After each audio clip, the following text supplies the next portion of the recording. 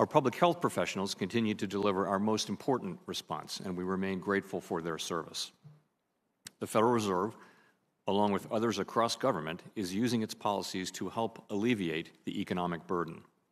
Since the pandemic's onset, we have taken forceful actions to provide relief and stability, to ensure that the recovery will be as strong as possible, and to limit lasting damage to the economy.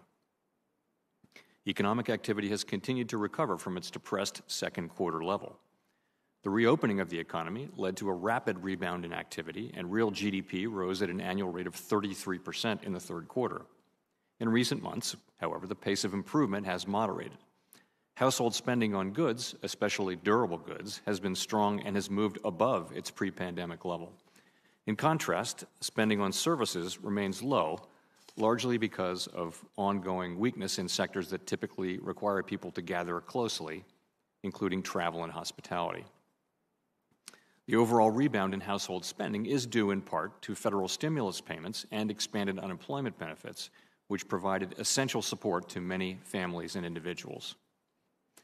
In the labor market, more than half of the 22 million jobs that were lost in March and April have been regained, as many people were able to return to work.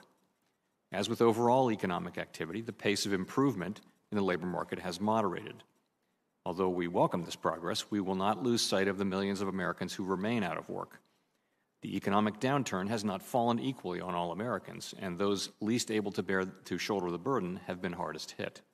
In particular, the high level of joblessness has been especially severe for lower-wage workers in the service sector, for women, and for African Americans and Hispanics. The economic dislocation has upended many lives and created great uncertainty about the future.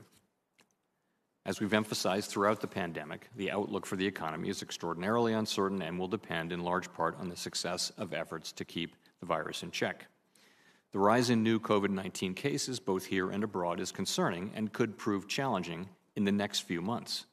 A full economic recovery is unlikely until people are confident that it's safe to re-engage in a broad range of activities.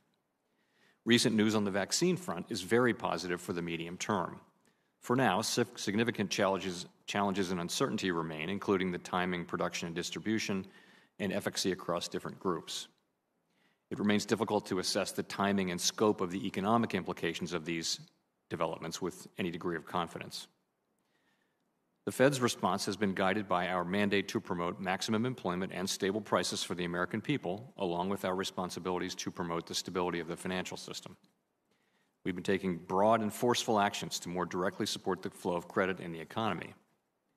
Our actions, taken together, have helped unlock almost $2 trillion of funding to support businesses large and small, nonprofits, and state and local governments since April.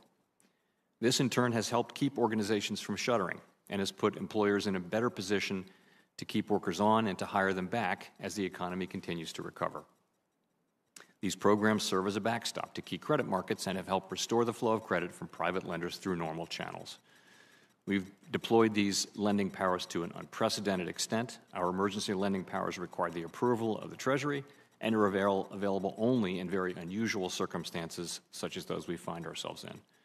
Many of these programs have been supported by funding from the CARES Act, and I've included detailed information about those facilities in my written testimony. The CARES Act assigns sole authority over its funds to the Treasury Secretary, subject to the statute's specified limits. The Secretary has indicated that these limits do not permit CARES Act-funded facilities to make new loans or purchase new assets after December 31 of this year. Accordingly, the Federal Reserve will return the unused portion of funds allocated to the lending programs that are backstopped by the CARES Act in connection with their termination at the end of the year. As the Secretary noted in his letter, non-CARES Act funds in the Exchange Stabilization Fund are available to support emergency lending facilities if they are needed. Everything the Fed does is in service to our public mission. We're committed to using our full range of tools to support the economy and to help assure that the recovery from this difficult period will be as robust as possible on behalf of communities, families, and businesses across the country.